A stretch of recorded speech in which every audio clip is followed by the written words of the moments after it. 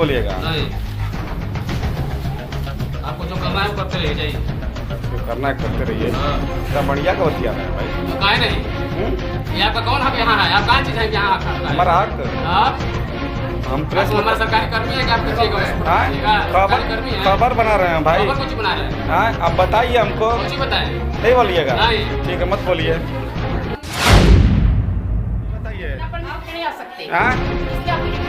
नहीं, ड्यूटी लगा, हमारा काम है खबर कवरेज करना। कुछ नहीं काम है। यहाँ आपका हाँ? कोई काम नहीं। नहीं, ये काम नहीं। बोलते रहिए। नहीं क्या मैं तो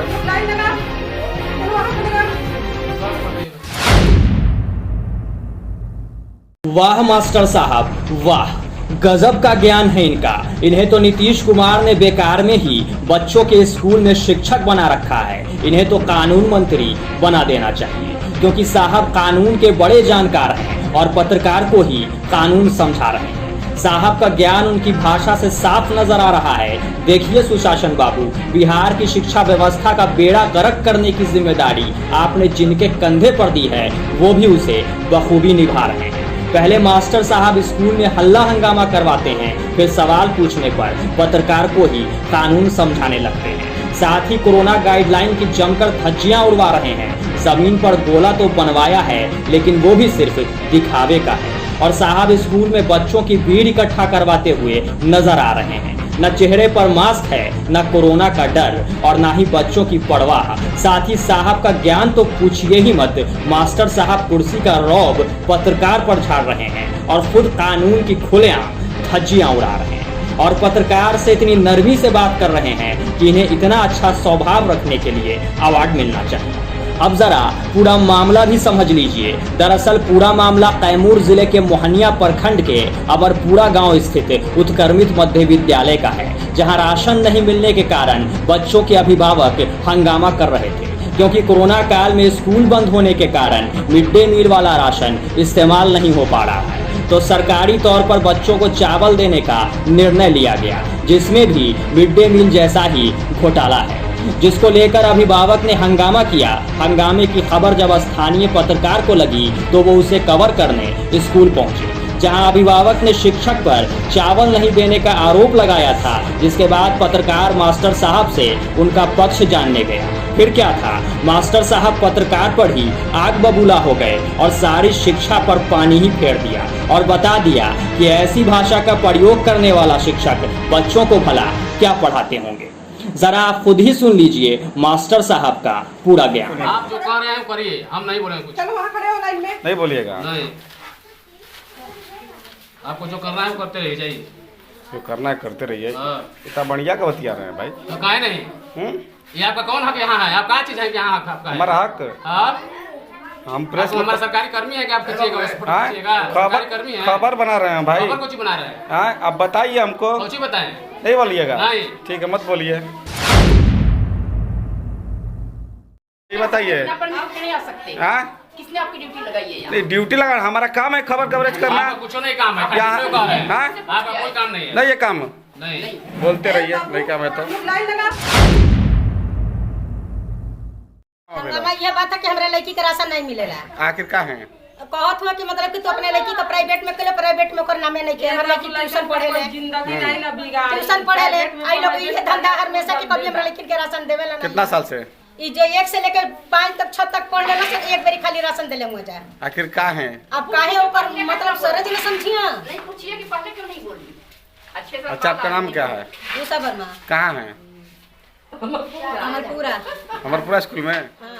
अब बड़ा सवाल ये कि क्या बिहार में सरकारी शिक्षकों को कुछ भी करने की खुली छूट मिल गई है? क्या सरकारी स्कूल में मीडिया कर्मियों का जाना मना है? क्या सरकारी स्कूल में हो रहे घोटाले को दिखाना मना है? क्या सरकारी स्कूल में हो रहे हंगामे की खबर को कवर करना और मास्टर साहब से उनका पक्ष जानने पर पाबंदी है? क्या सरकार ने ऐसी कोई गाइडलाइन जारी की है? क्या सरकार ने ये कहा है कि बिहार के सरकारी स्कूल पर उंगली मत उठाइए? बिहार के सरकारी स्कूल में जो हो रहा है होने दीजिए। शिक्षक बिहार की शिक्षा व्यवस्था को औंधे मुंह गिरा रहे हैं तो गिराने दीजिए, सवाल मत कीजिए। राशन घोटाला होता है तो होने दीजिए, लेकिन उसे कवर मत कीजिए।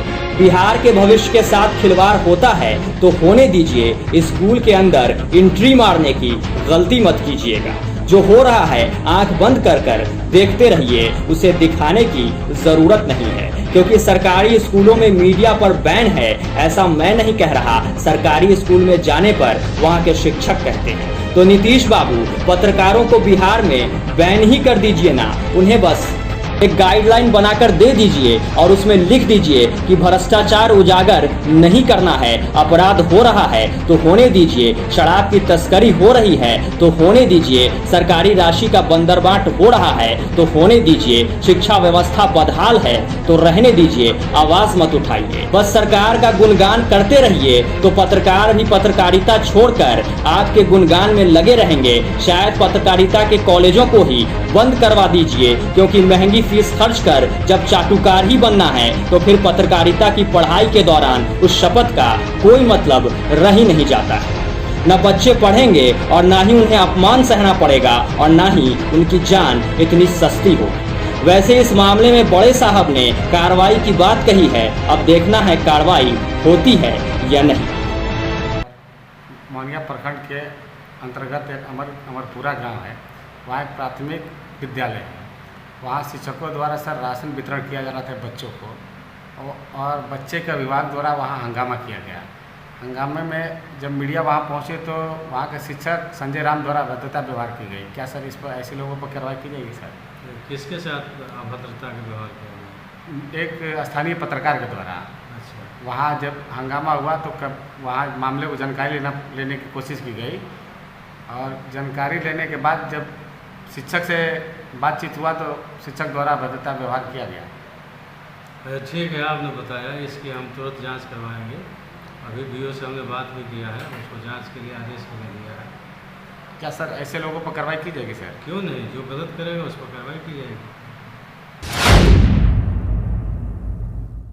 बहरहाल बहार वाले बिहार में शिक्षा के गिरते स्तर का सही कारण पत्रकारों ने खोज निकाला है। ये घटना साफ बता रही है कि जब तक मास्टर साहब ऐसे होंगे तब तक शिक्षा की व्यवस्था पटरी पर नहीं आ सकती, क्योंकि मास्टर साहब को ना तो सरकारी गाइडलाइन समझ आती है और ना ही साहब सही भाषा का इस्तेमाल ही कर पाते हैं। तो उन्हें बात करने के तरीके का ज्ञान दिलवाइए, हो सकता है तो एक्स्ट्रा क्लास करवाइए और ऐसे लोगों पर सख्त कार्रवाई कीजिए। साथ ही अगर सही में पत्रकारों का सरकारी स्कूल में जाना मना है तो एक गाइडलाइन जारी कर इसकी सूचना पत्रकारों को दे दीजिए, फिर वो भी फालतू में अपना समय बर्बाद नहीं करेंगे, बिहार की डूबती शिक्षा व्यवस्था पर सवाल नहीं करेंगे और ना ही सरकारी स्कूल में हो रही भ्रष्टाचारों की तस्वीर ही दिखाकर अपना समय बर्बाद करेंगे। Bureau report, democratic news.